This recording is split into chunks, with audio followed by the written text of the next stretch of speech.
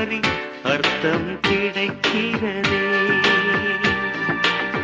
யார் பெரிதென்ற எண்ணங்கள் வேண்டாம், சிந்தித்து பாருங்களே. சரிசமமாய் உள்ள தூண்களில் தானே நிற்கும் கோபுரங்கள். சந்தேகந்தான்